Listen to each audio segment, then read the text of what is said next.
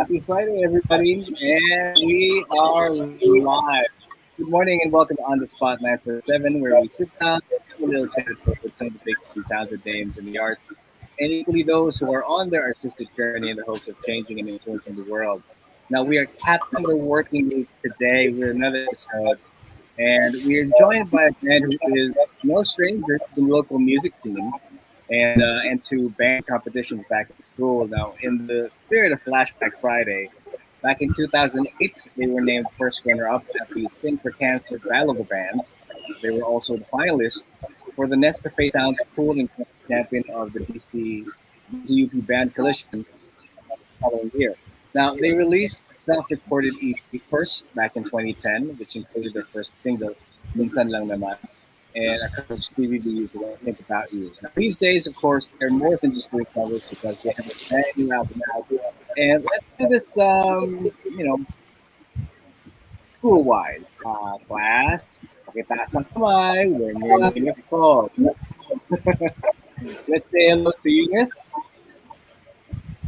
And Eunice, yan, thank you. Hi. Let's say hi to Jazz.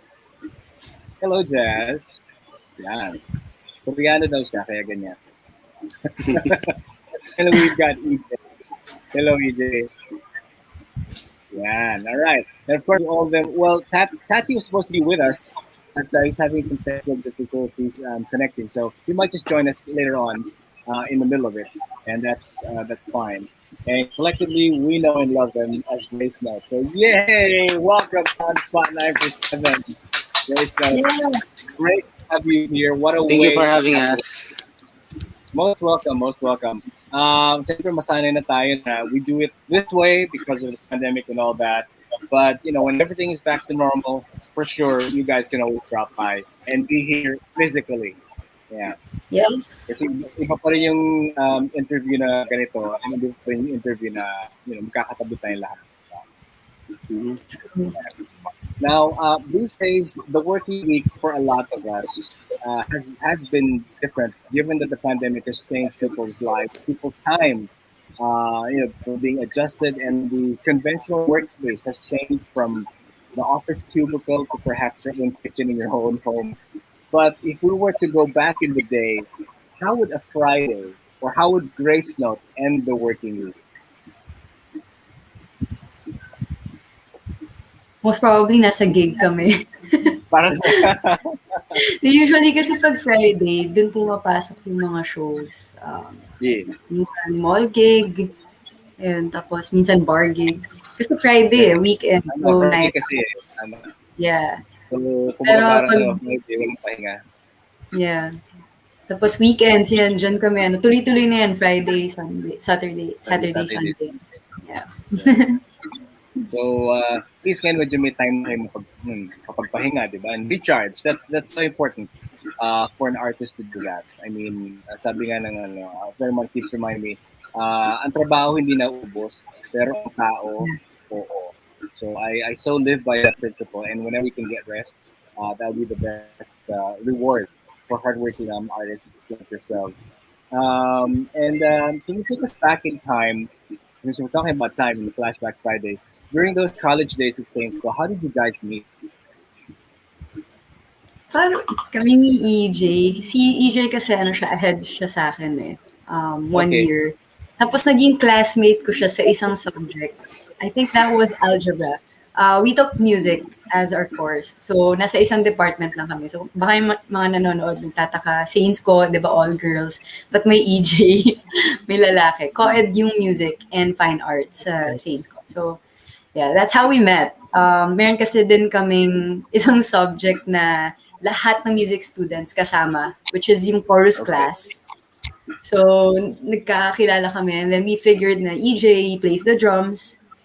Actually, may banda pa siya that time na iba. Tapos I asked him, si EJ kasi sikat yan sa, sa department namin kasi sobrang galing niyang gitara. He's really one of, parang, nilook up to ng mga students nun kasi iba yung style ni EJ, Andy McKee style. So, parang sa guitar siya kilala. And then I asked him, do you want to play the drums for Gracenote? And he said, yeah, game, sige. Ano ba tugtugan niyo? Paramore. Sige, game. Kahit di ko pa alam yung banda, pakinggan ko yan. And then, yeah, that's how it started. We just started jamming and hanggang sa nabuo na yung banda and then things got serious. We got signed sa, no, not signed. Naging part na kami ng Superstar after. Si Right. Jazz naman, he's my brother, so he's been there since the So beginning. it's a given. Kung saan magpunta si Eunice, hatak si Jazz. And let me add lang na Hatak mo yan. sa sa ano kasi sa Saints ko, yung music kasi doon sobrang yung population konti lang talaga. In comparison with UST, UP, ganun. So we usually get to parang meet everyone kahit na hindi kumbaga magkalayo yung level. Ganun. So ayun, yun na nga yung story. Since open naman ako sa mga ganyan, lalo na kung hindi naman conflict. And before, yung previous band ko, ano lang naman, usually parang jamming, ganon. Kung hindi talaga siya like yung serious type na, we get to parang have gigs every, kumbaga, week, ganon. Parang school ano lang talaga siya, interest lang din na, Tapos yun, sumali ako, medyo nanibago kasi hindi naman ganun yung genre ko, yung punk na style. Pero eventually, I get to, parang, I got used to the kumbaga, genre. Tapos, yun na, rest is history. Rest is history, yeah. Buti na lang talaga. Now, in the early incarnation of famous bands, their names change. Like, Jefferson Starship became Starship. On a Friday, later became Radiohead. Seymour became Blur. U2 was called The Hype, and then there was a college band. Ang pangalan nila at the onset was Pectorals. They changed their name to Starfish, and then finally to Coldplay. Buti na lang. So, Gracenote always been the name of the band, and how did you come up with the name? No. Ikaw yun, sige nga. Ang galing ng kwento ng Gracenote kasi before, nung naisip namin yung Gracenote, kasi iba pa yung former bandmates, sa Saints ko kasi nabuo, so iba pa yung mga members. And then, parang sabi ata ng basis namin dati, masyado dang girly, yung Gracenote. The time we joined the Sound School, Battle of the Bands, we changed the name. Ang nangyari, I'm trying to remember. Nag-audition kami and then we got in. Tapos we performed sa finals. Ay, hindi. Sorry. That's... No. Ngayon, nag-shuffle na. Hindi. Alam ko na. Gracenote, yung name namin, nung nagpasa kami ng demo. Now I remember. Nagpasa tayo ng demo na Gracenote. Tapos, hindi natin alam kung pumasa tayo or hindi, kung nakapasa tayo or hindi. And then we said, let's change the name na lang. Kasi, parang starting pa lang naman tayo eh. So, we changed it to Career on Board. tapos parang yung una pa band shed. Basta parang nag-try kaming magpalit. Tapos, nung ipa-finalize na namin na yun yung final name, biglang may tumawag sa amin na we got in sa finals. So, I mean, sa semis, sorry. Sabi, Gracenote, sige, pasado kayo. You're part of the semifinals. So, parang kami, kilala na nila yung Gracenote. So, yun yung kwento, but hindi na namin napalitan. Hindi na natuloy kasi yung demo namin as Gracenote, yun yung pumasok. And, kumbaga, pinanindigan nyo na, in a way. Pinanindigan lang namin. Pinanindigan nyo na. Yeah, and to answer your question, why Gracenote? Nagbabatuhan kasi nag-brainstorm kami ng band names. Tapos kami ni EJ, yung Gracenote kasi, musical note talaga siya. Just to give you an idea, like, whole note, half note, quarter note. But yung Gracenote kasi, it's a very small note na hindi mo usually nakikita sa pyesa. Parang, minsan mo lang siya makikita or nilalagay ng composer sa pyesa. So, very unpredictable. You don't know when to see it kasi hindi siya parang regular na nilalagay. Parang ornament siya. Hindi siya na laging nandiyan. Yes. So, yung gusto namin i-represent for our music, yung pagiging unpredictable. Like, every time we play live, we always make sure na, the people will remember us kahit pagbaba ng stage. And our music itself, na tipong, pag pinakinggan nila, uy, iba na naman tong nilabas ng Gracenote. Something Mhm. different. Parang ganon. So, yun, yung pagiging unique ng note and Right. graceful. And, yun yung we wanted to. I love it. Ang ganda. That if no one had asked you that, thank you for that explanation. I've always been wondering, and I'm sure hindi lang naman ako nagtataka na parang, bakit pa Grace Note? Bakit Grace yung pangalan ng vocalist? Hindi yun kasi, bakit Grace Note? So now, that question has been answered. When you finalized your name, did you feel that you had to streamline your sound in order to fit the name? Or was it the other way around that your name has to encompass, as you said, the unpredictability of the sound that you want the band to have? Actually, nag-match lang siya eh. I mean, parang,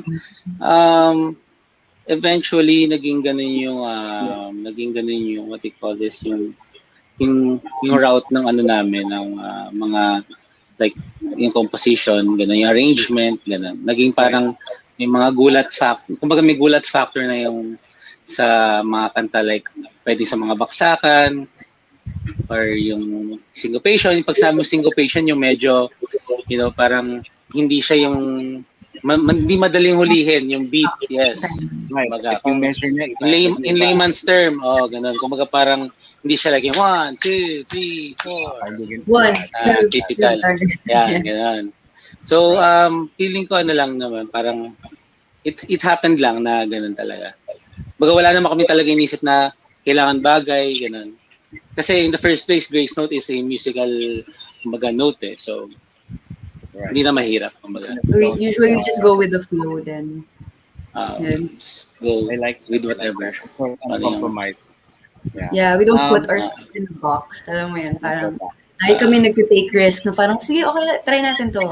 Ito yung bagay, ito yung kailangan ng song, let's do this.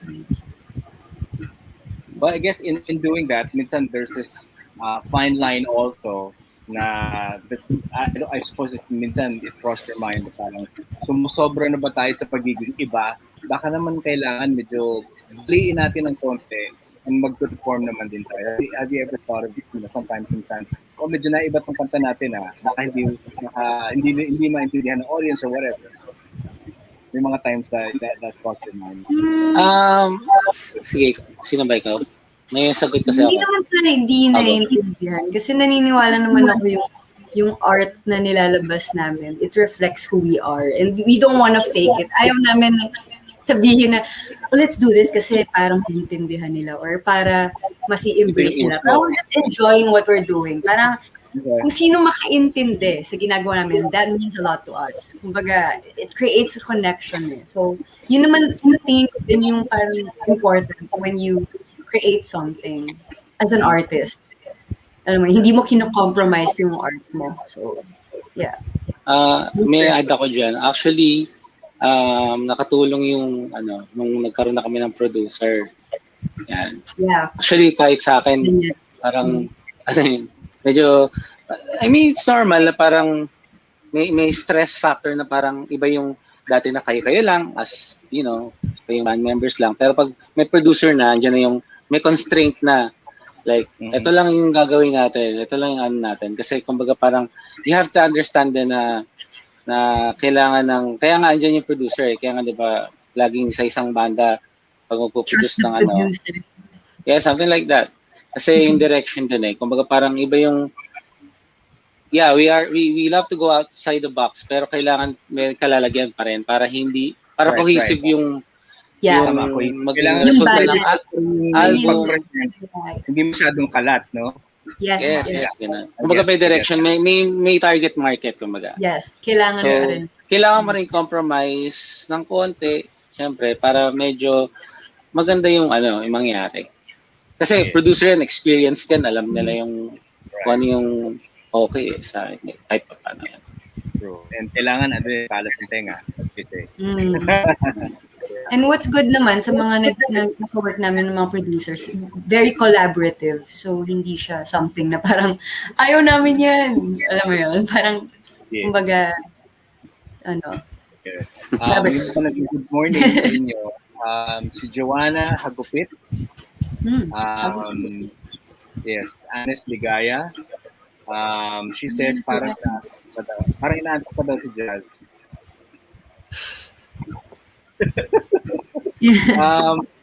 Anna Marie Vitamog, daming hearts.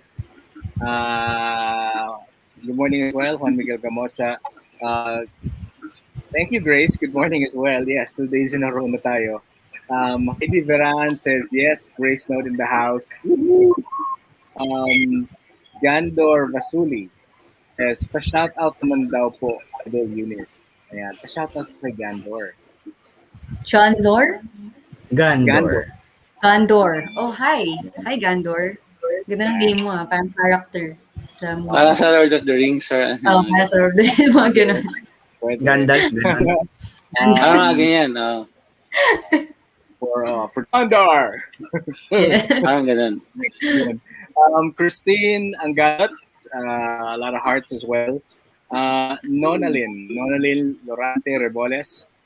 Hello po. Guys. Hi, Gracians. Good morning. Gracians in the house. Yeah. And si Joed Lopez. Present. Let's go. Let's go. Okay, let's go. Let's go to the next question. Let's take a quick look back to the first studio album, which was called First Movement, released back in 2012. First of all, I love the title. Very apt and very point. Deliberate classical music reference by Eunice, because since you also played violin, and then there are 3 movements in music. So, dun ba nanggaling yung title ng album? Yes, dun nanggaling yung first movement. Kinagot ko rin po yung tanong ko, no? Ba't pa ako nagtanong? Ang galing lang kasi Baka kasi iba. Din talaga yung mga tinatanong sa amin. Diba? Parang, uy, first movement. Ang galing, nakaka-relate sila. Kasi alam nila yun nga, yung 3 movements. Pero pwede mo rin siya i-take literally na, which is literal din naman, no? Kung sabi mo first movement sa classical, sa concerto, parang ganun din eh. First eh. Second. Yung first album, unang dalaw, di ba? Gumalaw ako, di ba? Album ako. Pag hindi ako gumalaw, sitting pretty lang ako sa bahay, di ba? Yeah. That album also had a song that's called Puede Ako, that featured Kian Cipriano. Can you give us a history of how the song came to be written and how Kian came to be featured in the song? Parang ang tagal niya, hindi ko na matandaan. Kasi pinopromote namin ngayon bagong album na Small World. Kasi parang hindi mo matandaan kung ano yung naging proseso. Hindi mo maalala. But I'll go to Small World. Parang naging chronological naman ako today sa tanong. So, umpisa natin yung una. Pero ano yun, isa yun sa mga first collab projects namin. Yung mga nauna yun. Tapos, next, for Transparent album, if you've heard of it, did a lot of collaborations naman with other artists then. True, and we'll get to that too. Doon sa video ng minsan, gumawa ka ng Vulcan greeting sign. Does this mean that isa sa inyo Star Trek fan? Which one? Sorry. Yung video ng first single nyo. Pinili ko yung video, parang nakita ko na nag-Vulcan greeting sign kasi Star Trek. Yung ito, pero medyo... sa music video, this one. Yes, na hindi ko magawa-gawa. Alien kasi kami dun eh. Yeah. Ang galing. Thank you for asking that question. Actually, ito yung sign dun sa logo ng Alien. May 2 V siya dun sa noo. That means vulnerability. Kasi gusto lang namin ilagay doon yung contrast kasi alien tapos vulnerability. Parang alien tapos pagiging human, parang gano'n. So, yun yung ibig sabihin ng Pwede. Kaya napaisip ko, teka, yun yung Star Trek fan kasi yun yung greeting. Live long and prosper. Yeah, actually parang lately na namin nalaman. Hindi namin na alam from Star Trek siya. Parang pinasok namin. Tapos nakita namin yung sign. Ayun pala yung ibig niyang sabihin. Ang galing. It's something positive naman. Tama. Yeah. Do that. Live long and prosper. Yeah. Sige, let's move on to the second album, which is called Transparent. Mas maraming guests nyo, like Alisa Ilacad and also Yang Constantino, who in my opinion is like the Avril Lavigne of the Philippines. I would like to suspect the reason why you named the album Transparent, but I don't want to take the pleasure of hearing it from you. So, in your own words, why did you call it Transparent? Ano ba't ba natin tinawag na transparent that time? Parang yun kasi yung time na parang ano kami, yung mga ni-release naming songs, we were trying to um, find our own identity that time. Mm-hmm. Parang yung Transparent album, mas dun kami nag-explore. Hinahanap namin na, okay, kasi before, if, I'll be, I'm gonna admit it, before, sobrang nako-compare talaga kami sa Paramore from first movement. Kasi yung time na Okay. yun, Paramore era. So, like, we tried to, branch out and listen to so many genres. Tapos, we kind of combined everything sa Transparent album. So yun parang it talks about new identity. Yeah, Transparent. Parang, hey, this is us now. And yun, nagkaroon ng transition that time from super alternative rock going to Right, right. electronic naman. If you're gonna notice, Ano diba, yun? and then parang 80s na feel na. And so, Yes. yeah, that's why we called it It Transparent. was a conscious transition. One of the songs that stood out for me then was a track that's called Taciturn. It's track Mm. number 2 in the album, which has 10 tracks. It's the first thing for me is that you rarely hear that word being used as a title, much less being used locally in casual conversation. Second, the lyric there it says, "You only want everything that you don't have." I love the basic truth of that because meron mga taong ganon. They aspire, they plan to dream to have someone in Yeah. their lives. Lahat kakaririn ko. And then, pag nakuha na nila, wala na, okay na ako. The interest falters. So, instead of, parang ano nangyari? And, teka, bakit parang naging hugot yata yung tanong ko? Wait. Reset. Ah, Nakarelate ka ba? Pinanggagalingan ah. Oo nga eh. dahil ba wala Okay. pa akong kape ngayong umaga, ganun ba yun? But, I was Pwede. wondering, is the song Break about muna tayo. someone that you know, someone that you know, or someone that you've come across in your life? That's when nasulat yung Taciturn. It's about my ex. Okay.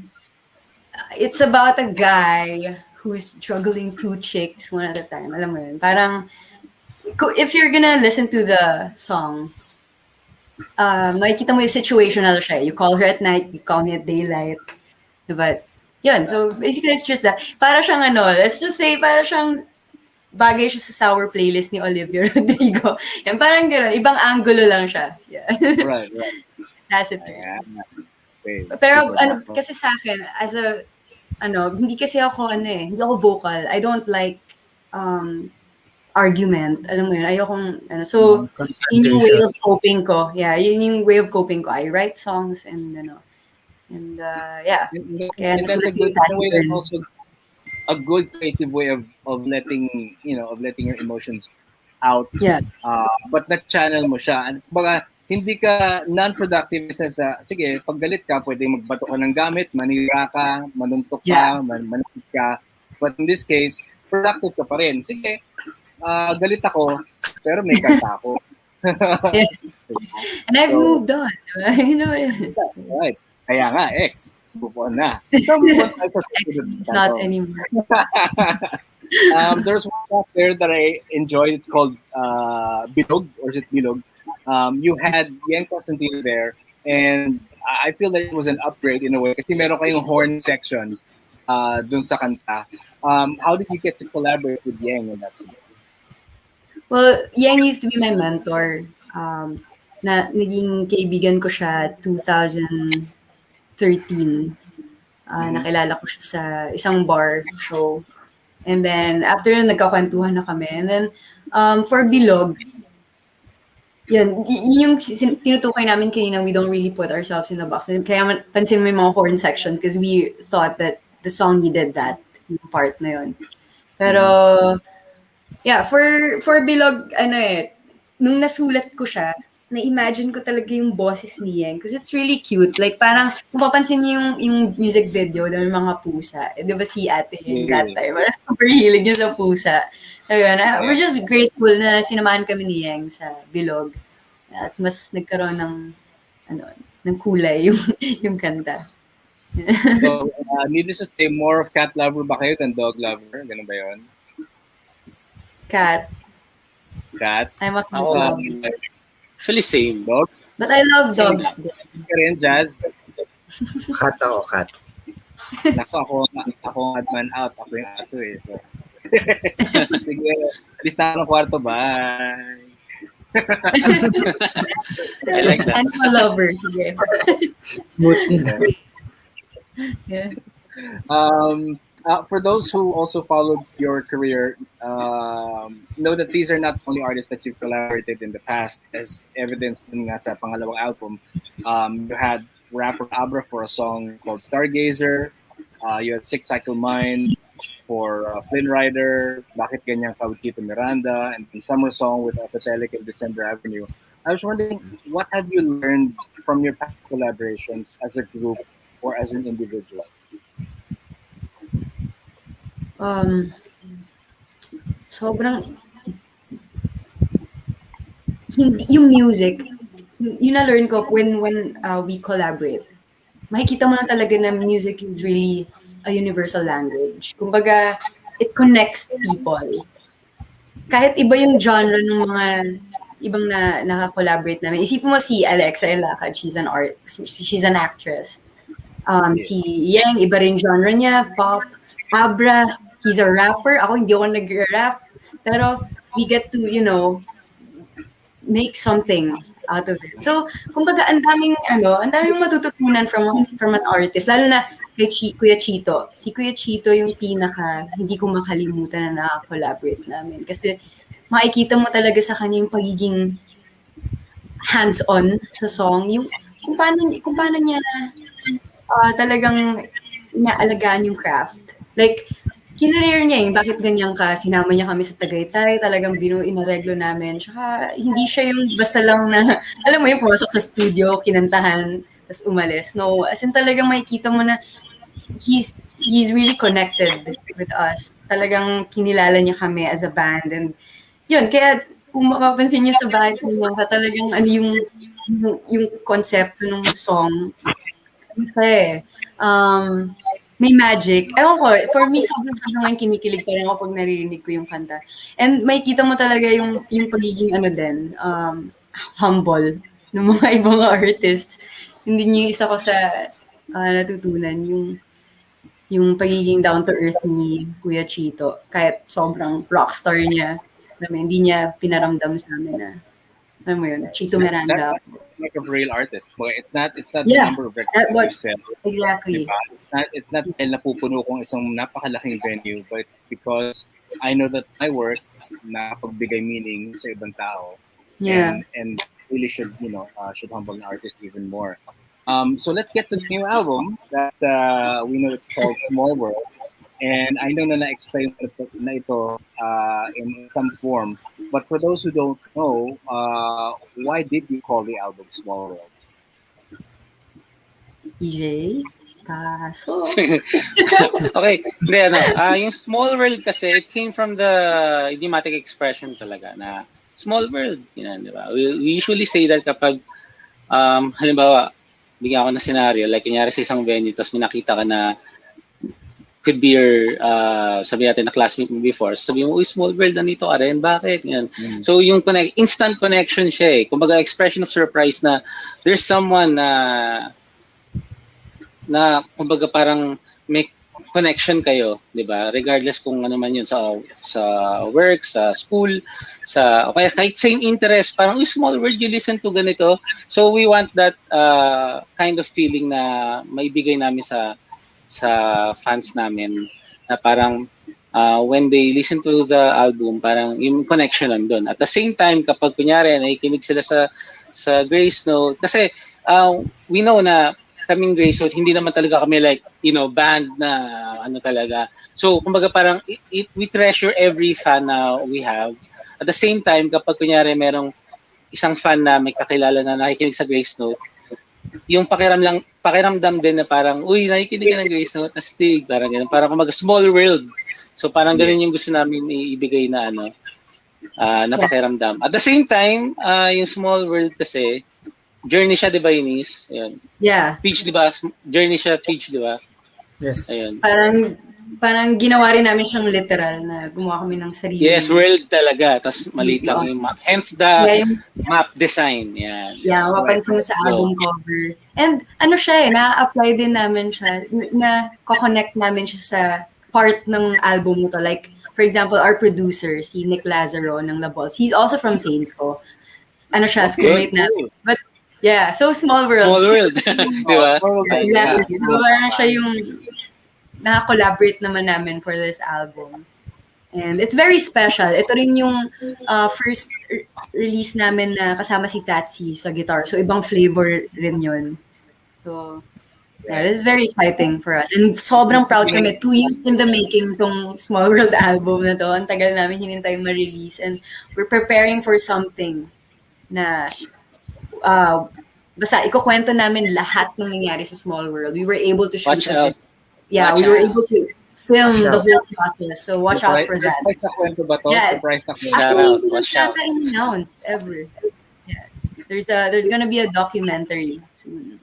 So meron ba? for that, yeah. Meron pa yan? Hindi ko alam. Oh my gosh. Am I Wala allowed na, to say hindi that? surprise. Nasabi na.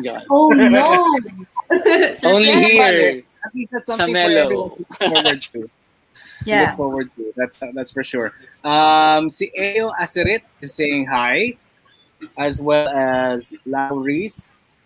And then Hi. Joed says, ang cute ng ngiti ni Hello. Hello. Takia Kojudo sends a lot of hearts. Chabeloy also says, good morning, Jazz. Hi, Cha.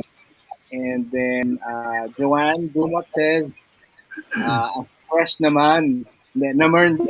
After fresh naman. Sabi ni Joanne.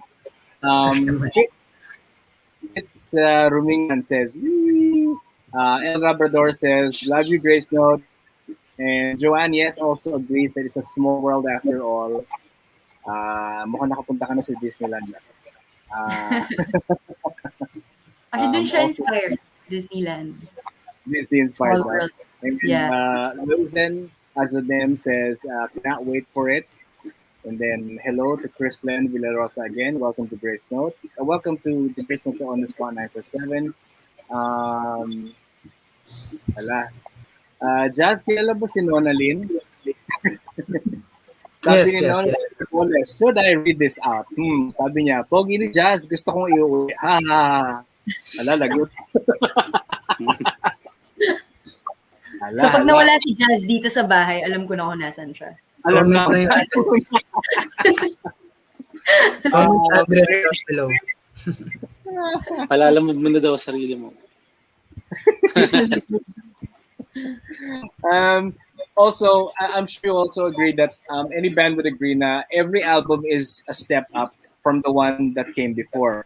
The title of the album may be called Small World, but I swear the album is not small. Dahil 15 tracks yan. So it's a big album right there. What made you decide to have as much tracks as compared to the ones before?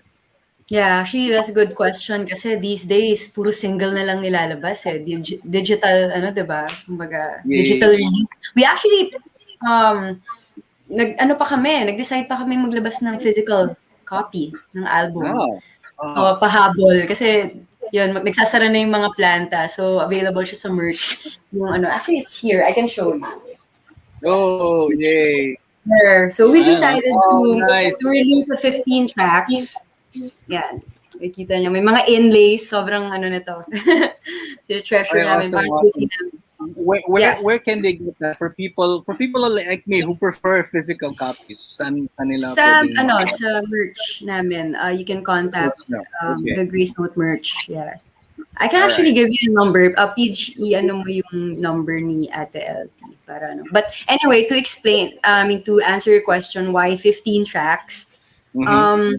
For this album kasi we're trying to introduce a new sound. So kailangan namin ma-establish yun. Yun yung gusto namin ipakilala. So, I think this one is like as one. Pag pinakinggan mo, it's like a playlist Okay. from track 1 to 15. So it's like Arrival, and then the last track is Departure. So para ka Yeah. talagang journey. Yeah, and shout out kay EJ, siya gumawa ng mga ano na yun. Arrival, Hello Earth, and Departure. So yeah, Nice. it's a fun album, and mas advisable pag pag pinakinggan mo siya ng sunod-sunod. It's like a different Sunod-sunod. experience. Yeah. And that's a rarity these days. Kasi minado tayo pag may CD tayo and sige, may mga hit singles po ba sa mga particular album. Sometimes we tend to skip eh. Parang, teka, yung favorite ko is 3, favorite ko track 8. So, yung mga iba hindi na napapakinggan. So, I like this concept that you have na parang to understand what the essence of the album is. You listen to it from start to finish. And that really is naman talaga how everyone should be listening to an album. Please do not skip tracks. Kasi meron kang malalaman. Not just with the Gracenote album, but for any album in Yeah, for everyone. Pakinggan mo ng isang upuan. Diba? Tsaka ano yun plinano yan yung pagkakasunod ng tracks, inisip na yan ng buong team. That's right. Give it a chance. So, we made you a playlist.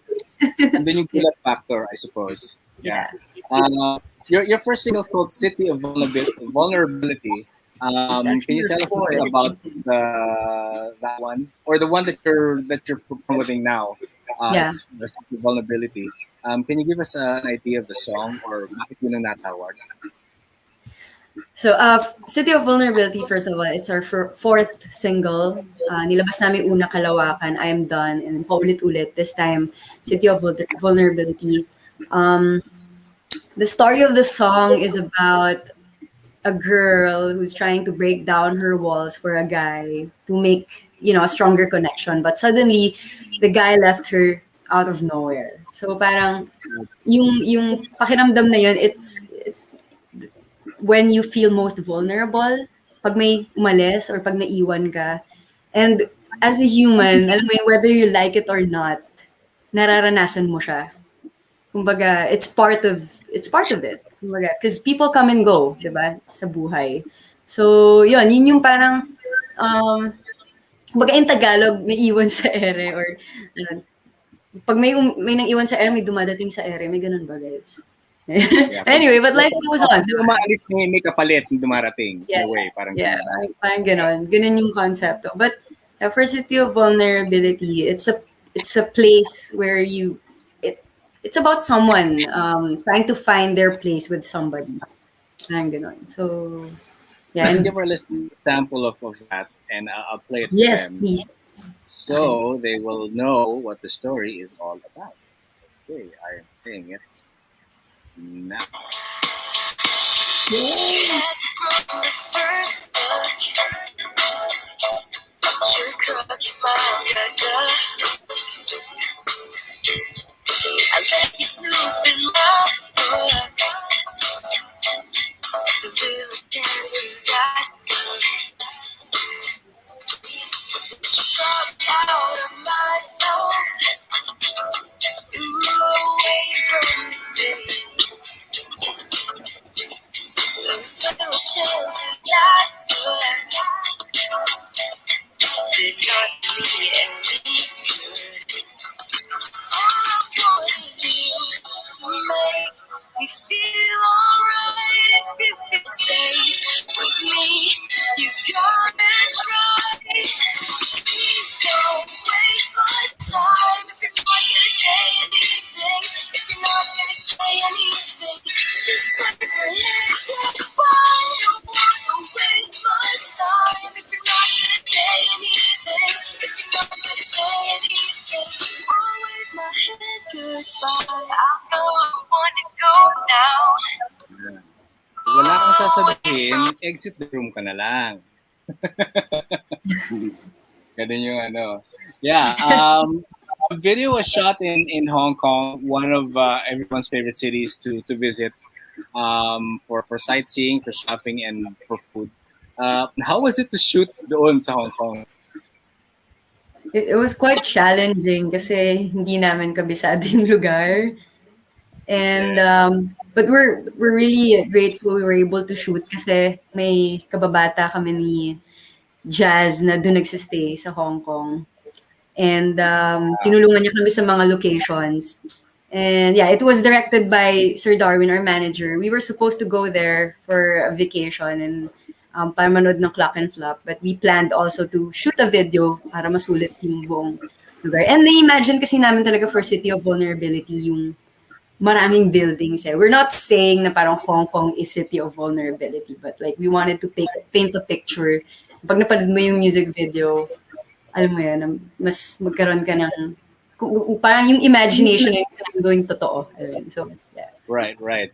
And ganoon mo talaga, vulnerability can hit you in any time. And I mean, you can be in a city of thriving people or a thriving city, but at the same time feeling alone. I love the juxtaposition of that. Whether it's Hong Kong, whether it's Manila, or even just, in a big, lahat ng tao masaya. If you're going through something, like maraming taong katabi mo, you can be on your own, in a room full of people, in a city full of people, be vulnerable like that. And I like it that that's the message that, na napulot mo from it. Actually, di ba may parang kumbaga when you feel lost, parang hindi mo alam kung ano dapat mong maramdaman. Pero for this song, we just wanted to, to tell you that it's okay, it's valid. That's why we've created this place, City of Vulnerability, and you can stay there as long as you want. Yeah. Right. And I really appreciate that you like the message of the song. Yeah, I did. I liked it. And you don't even have to say that it's about the person, because you know that you can be vulnerable in this city, especially if you are in a state of emotional distress, parang gano'n, di ba? And if the pandemic has taught us anything, our mental health is something that we should be watching out after. Another song on the album that I feel appeals to my inner Star Wars fanboy, or for those out there, or fangirl, is the video for Kalawakan. It was like you guys were in the cockpit of the Millennium Falcon, down to the lighted grid, the wall in the background. It's the same design for that star in Star Wars, and I figured one of you has got to be a Star Wars fan. That's why I'm so for Star Wars, and that's why Star Wars came out today. Sure. Who was behind for the video of Kalawakan? Sino nag-isip ng concept? Kami na rin with our director as well, sila Sir Darwin. Sir Darwin, sorry. No, Direct R.A. directed the Star Wars. Si So Direct R.A. malamang siya yung Star Wars. Sorry, nalilito na ako. Yeah, si Direct R.A. If you know him, he's directed Pedicab, Sandwich, and many more superstar artists. Ayun, kilala siya sa mga gano'n. Kaya, ayun, yung outer space na feel, parang na vibe, yun yung gusto namin ma-achieve. And sobrang happy kami sa location. At yun, we were able to shoot it sa dalawang location. And yung isa, puro capsules. So, dun capture yung parang nasa loob kami ng spaceship. Nag-hibernate, parang ganun yung dating. Tapos yung isang scene naman na nagda-drive kami ng spaceship, ibang location din yun. So, and it was fun. It was one of the most expensive music videos. No, it's actually I can imagine, yeah. Yung set-wise, talagang pinaggastusan. So, pag nakausap niyo si Direk, sabi, this Star Wars fanboy is very happy with that video because of the references in that video. It's like, alam ko yung grid nila. Uy, alam ko yung cockpit nila. Parang, yes. Pangarap na tukad. Yeah. Another song that I like also is Paulit. Ulit. It has this vibe that's similar to one of the songs that we play a lot here on Mellow, which is Basil of Bote. That's one of my favorites from you guys. And I was wondering, was that really a single and perfectly not included in any of the studio albums, or baka may nalaktawan-lakong special edition na hindi napansin? Sorry, are we talking about baso at butter? Paulit-ulit. Sorry. Basot Bote. Was that really part of a single at hindi siya nakasama sa mga studio albums, or baka may studio album lang na limited edition na nakasama siya na hindi Oh, ko napansin? no, Baso at Bote is just a single. Nirelease Single lang namin siya talaga. outside the album. Kasi yung nga, like I was saying earlier, yung album kasi conceptualize, kumbaga. Yeah. So yung Baso at Bote, since si Jazz din yung kumanta, first time yung kumanta for that song, ano naman siya, different story. Pero ano yun, tinetreasure namin yung song na yun kasi Baso at Bote, yun yung first ever release namin under Universal Records. And yun din yung naging bridge paano kami na sign sa label, which is Universal. So, yeah, it was Yeah, part of the it's journey. similar to Paulit-Ulit. So I had that same Baso at Bote vibe when I was listening to Paulit-Ulit. So feeling Wow. ko, sana sinama ang Baso at Bote. But then again, that's your vision. And it's also okay.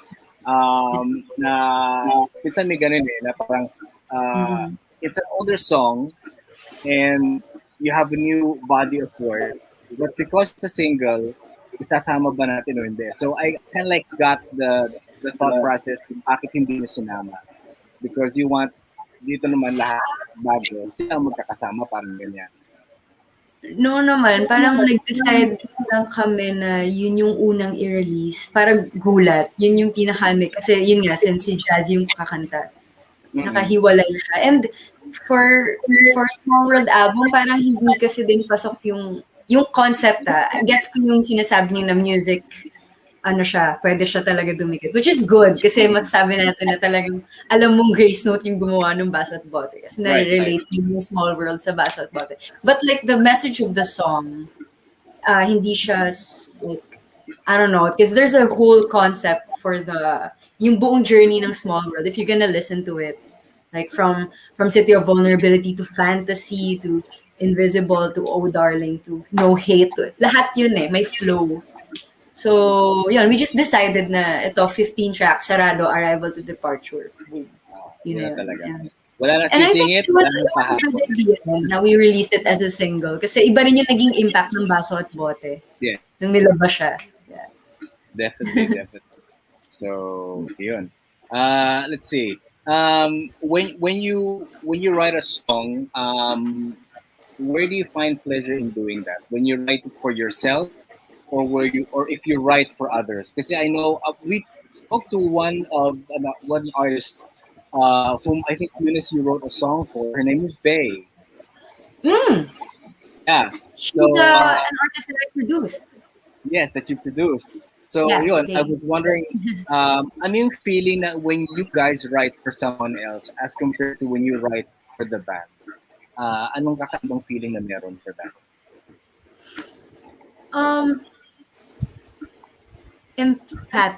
Empathetic. Kumaga ako kasi as a writer, hindi ko like sobrang binibase lang sa personal story ko. I always, parang kumbaga nilalagay ko yung sarili ko sa ibang situation. Tipong, sasabihin ko pa rin na, sige, it's very personal to me, but like, putting myself into, someone else's shoes. Like, for example, for Crash Landing, which I wrote for Bay, inspired siya sa Crash Landing, the K-drama. So, sinulat ko siya. Ang dami niyang pwedeng maging angulo. It's a love song, definitely, but it's not like literally about the K-drama, but it was inspired by that. Right, So, right. kahit ano naman yung mga songs na kinecreate ko, I'm sure that it has my DNA, pero yun, hindi siya like parang about me at all. But mostly for Gracenote, definitely, it's really something personal, especially the Waterfall, especially the Small World album. If you're gonna listen to it, it's all us, as one. And I'm sure a lot of our listeners and Gracenote fans will do that. Will now listen from track 1 to track 15 para Yes, please. hindi nila miss out yung message. Raisin is asking, hope to watch you guys again live. We know that live shows at the moment medyo wala muna. But if in case you guys have any plans to do some sort of, I don't know, an online concert, meron bang plano for that? For now, wala pa. But we were able to um, gumawa kami ng isang online show before Sunday special with intimate ano siya, show with Gratians, limited slots. Pero for now kasi Okay, hindi talaga ano to eh, hindi pa like the like concert talaga no. Not yet. wala But pa, yes. we're working on something as I was saying earlier. It's something that Okay, you really need to watch out. Yeah. all right. Okay. I will not ask you any more about that, baka madulas, because it's a surprise. So I will just be quiet. Joanne says she was happy to have attended the album launch of Small World before nag-lockdown. And she says she cannot wait for the pandemic to end para makita naman kayo uli personally. Yeah, si Jazz lalo pinagpapawisan to lagi after gigs. Miss na yun.